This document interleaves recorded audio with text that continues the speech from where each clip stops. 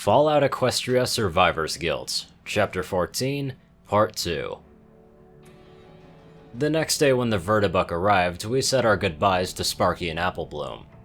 It really wasn't easy, but I knew that this wouldn't be the last time I came to this place. After all, we still had a town to build. The trip to Nomad City was quiet. No pony wanted to talk about what might happen once we reached Junction Town. We had come so far in trying to stop the Enclave, only to have them pull something like this. I knew what the Enclave wanted, but this was something I hadn't expected them to do.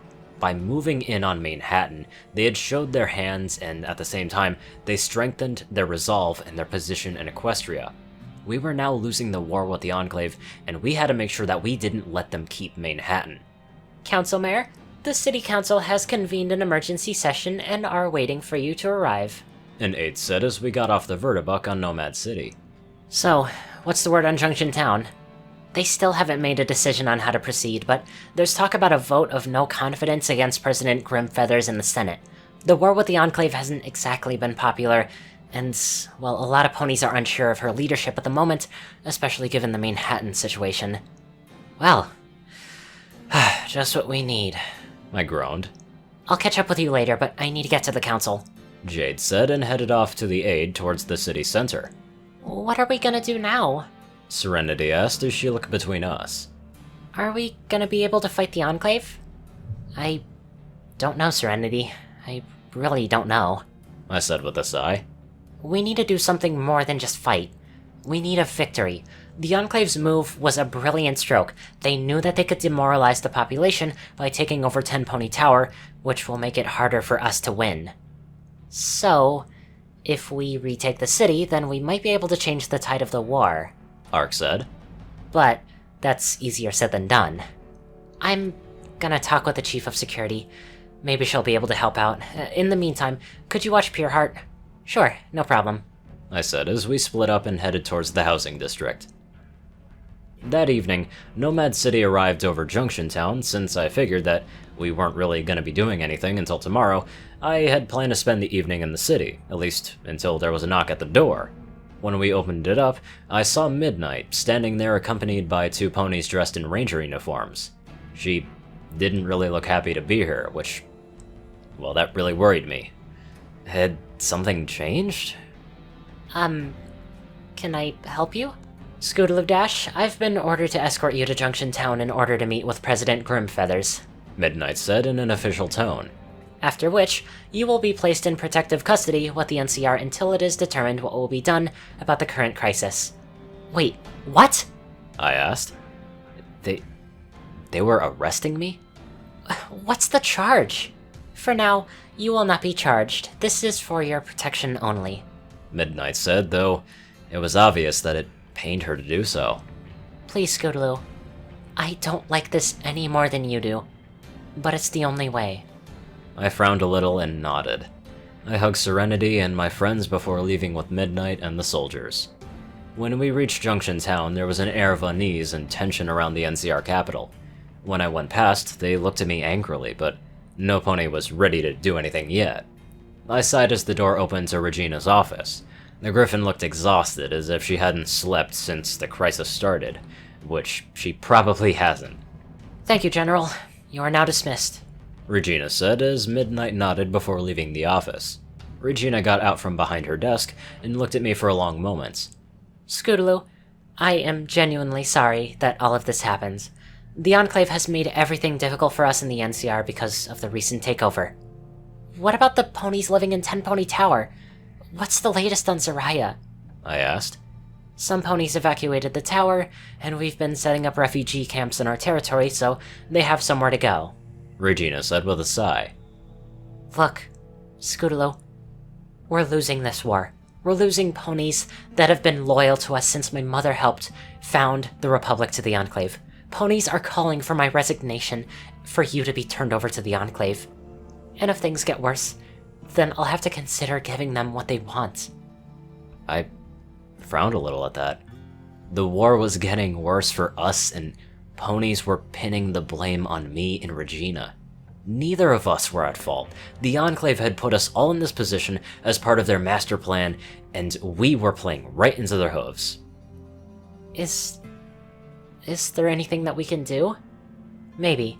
I've managed to convince the Senate and the Council to hold off onto the vote for now, but it won't last forever. Regina said with a shake of her head. Which is why I need the help of you and your friends to carry out a dangerous mission. What is it? I asked. I was worried about what she had in mind, but... well, it was probably the only hope that we had at this point.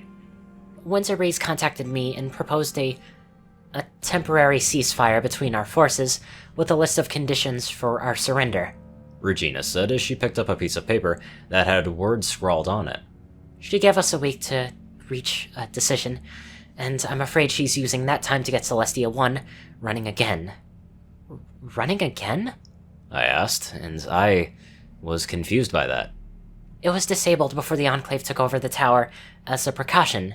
We don't want that power falling into the hooves of our enemies, Regina said with a nod. So, I need you and your friends to travel to Manhattan and break the Enclave's control before the week is up. You are our only hope at this point. My eyes went wide at that. The NCR was trusting me and my friends with this mission? Why us? What was going on that made us so special that the president wanted us to go instead of the Rangers? Why us? Because none of you are officially with the NCR, so you don't break the ceasefire, Regina said. Oh. Okay, so it was a technicality. Applejack's Rangers and Nomad City Security will be sending aid as well, but our hooves and claws are tied at the moment. I understand, I said with a sigh. But I'm supposed to be in custody, aren't I? Exactly how are you going to keep that covered up? That is where we come in, a female voice said as a changeling queen with a light blue carapace and mane stepped out into view. Queen Phase has recently taken over the Changeling Hive in the Crystal Wasteland and has offered her assistance, Regina said as she gave the queen a nod. Some of her changelings will be taking on an appearance of you and your friends, and that will be in and around Junction Town in order to fool any of the Enclave spies. I assure you, my changelings will be perfect in their disguises, Faye said with a nod as she walked over to me and looked at me closely. I must say, I was expecting some pony a bit taller. Younger, actually, given your reputation, Faye said as she examined me closely. But I'm sure that we can work with this. You'll just have to be careful while you're in the city, of course. Of course, I said. It was kind of creepy to be examined like this by a changeling queen. So, when do we have to leave and how are we going to get to Manhattan?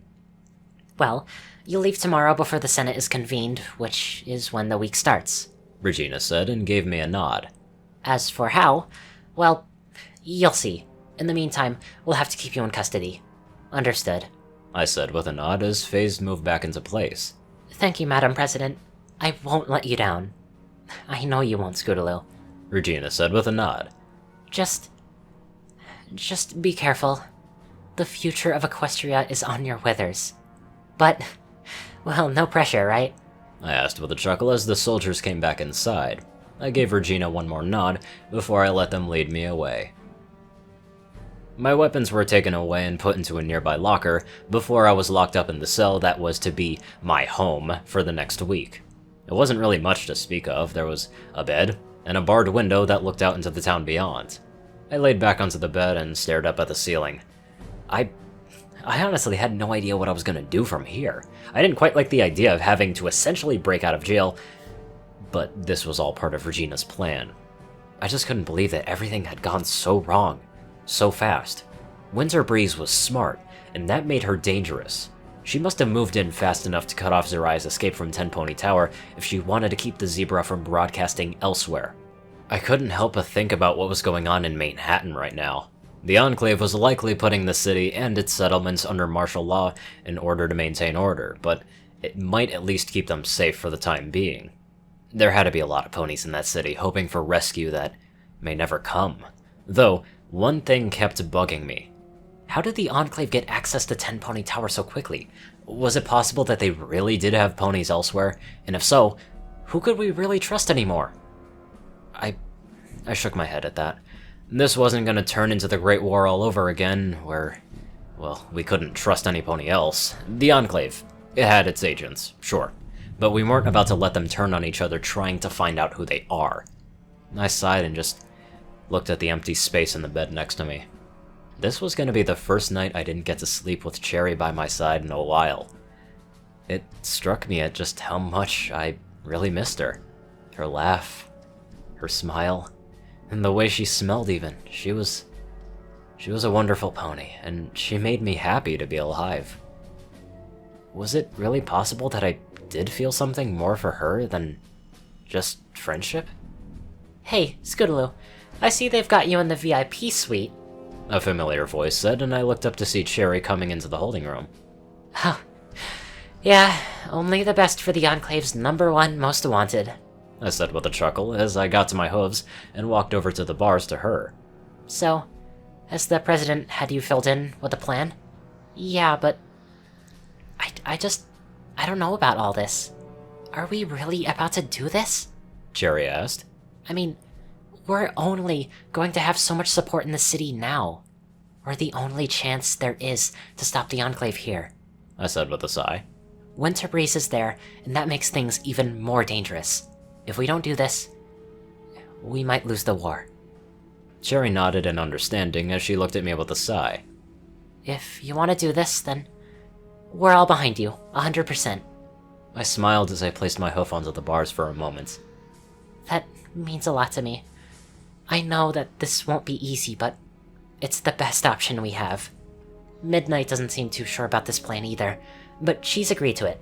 Officially, any Rangers and NCR citizens still in Manhattan have been ordered to remain uninvolved with the conflict, but they'll provide us any safe haven as long as the Enclave isn't in the area.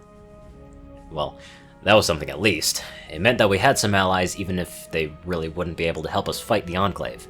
It gave us access to resources that would be able to help us at least, and that would hopefully be enough. Tell her I said thanks, I said with a smile.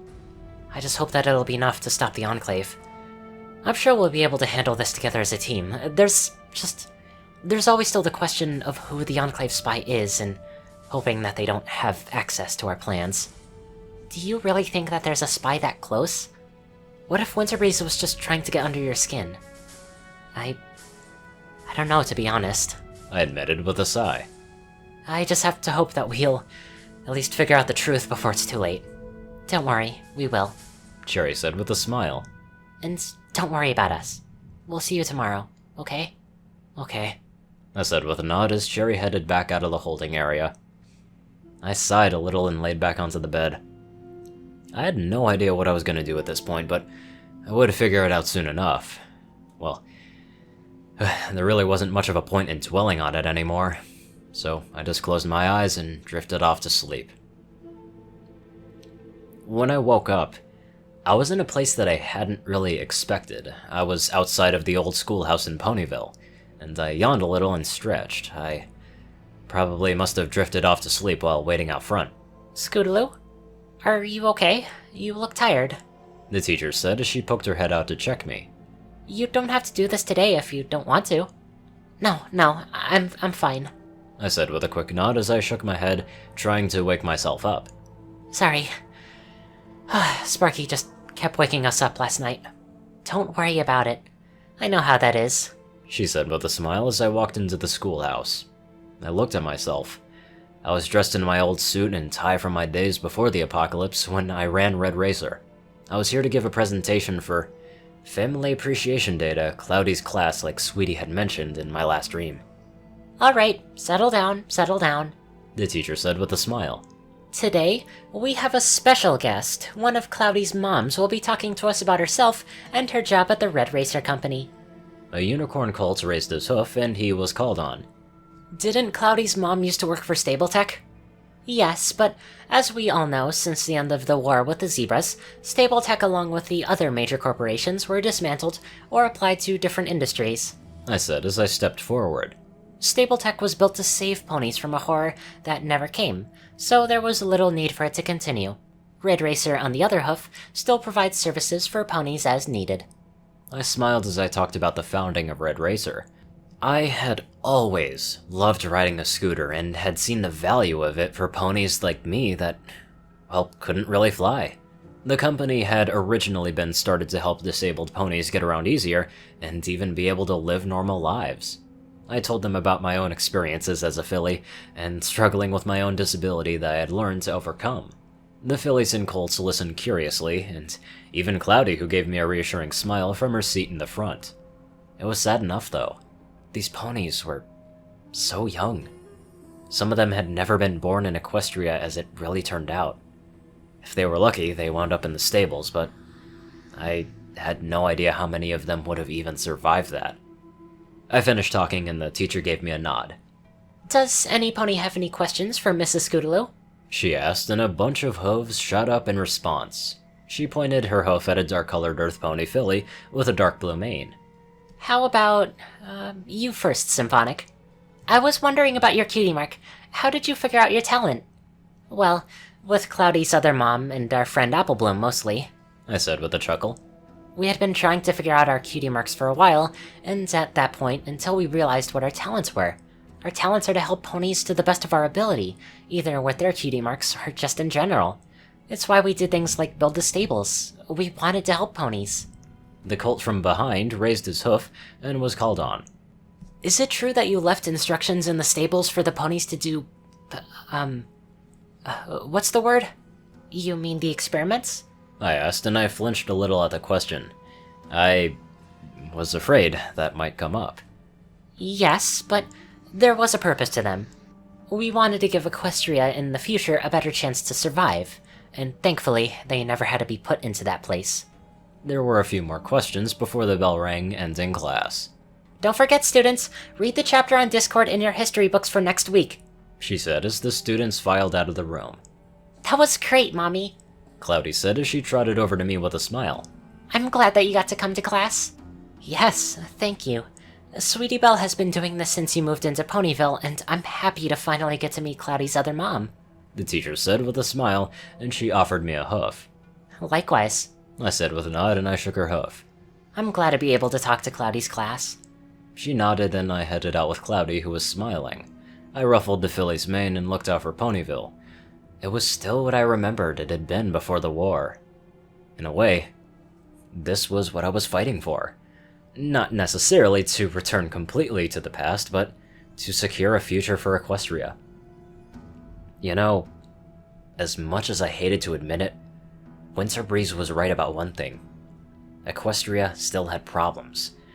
There were still raiders, still chems, still ponies willing to use others for their own gain, like slavers or pimps. That hadn't really changed in the last 11 years, but still, it's corruption. But was it really necessary to use such extreme methods? I honestly had no idea. Sometimes extreme methods were necessary, but at what cost? What kind of world would we be leaving for our children if we were willing to always go to the extreme? Is everything okay, Mommy? Cloudy asked as she looked up at me. Yeah, everything's fine. I'm just thinking, is all. I said with a smile as I ruffled the filly's mane gently. You're a good kid, you know that? How about you go see your friends? Just make sure that you're home for dinner. Cloudy giggled at that moment before running off to join some other foals that were waiting for her. I smiled and watched her go. It wasn't really easy to think of her anything differently than that Cloudy that existed in the real Equestria, but she felt different. She didn't have to worry about war or living under the hoof of the Enclave. She had a chance to be genuinely happy. And I didn't want her to lose that. I smiled as I just reached the house and slipped in behind Sweetie Belle, who was cleaning a shelf. I wrapped my forelegs around the unicorn mare, who let out a cute eep, before laughing. Hey, Scootaloo. How'd it go today? It went fine, I said as I nuzzled Sweetie gently. I told them about Red Racer and everything. They asked some questions and general things that went pretty well. So, how about you? How'd your day go? Good. I got some cleaning done, got to spend time with Sparky, and generally, I had a good day, she said and added with a chuckle. I'm feeling a little like the odd mare out here, a unicorn in a family of Pegasi. I chuckled a little and gave her a kiss. That's silly. It doesn't make you the odd mare out, it just makes you unique. And that's a good thing. I love you for who you are, Sweetie Dash Belle. I always have. and I always will. Sweetie smiled and nuzzled me gently. You are quite the charmer, Scootaloo. Are you trying to get under my tail again? Is it working? Maybe. She said with a laugh and took my hoof as we headed towards the bedroom together. I just put Sparky down for her nap, so we should have time to do whatever you want to me. I smiled a little and followed her to the bedroom. Yeah, that's all you're getting out of the dream, you damn perverts. I'm not writing this to let ponies drool over my sex life, real or not.